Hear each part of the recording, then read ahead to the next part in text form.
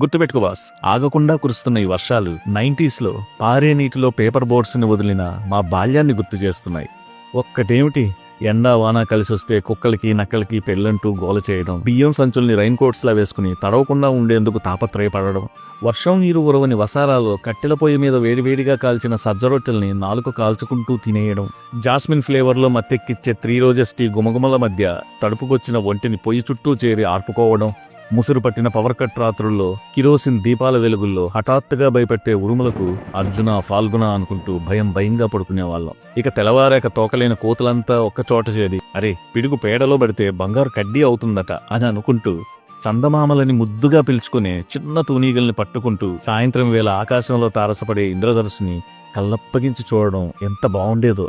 Roasted sunflower గింజల్ని ఊరపిచ్చుకుల్లా రోజంతా ఒలుచుకు తినడమే మాకున్న అతిపెద్ద టైంపాస్. అప్పుడు చెప్పుకుంటూ పోతే ఒకటా రెండా గాలం పట్టుకుని చేపలకెళ్లడం, పెద్ద పరిగెలకని వెళ్లి పీతలతో తిరిగి రావడం, మామిడి ఉరుగులు చప్పరించుకుంటూ అందరినీ ఊరించడం, అవన్నీ వానల్లో తడిచిన జ్ఞాపకాలు కాదు బాస్, మన జీవితంలో ఎప్పటికీ తడారని వెలకెట్టలేని ఆనందాలు.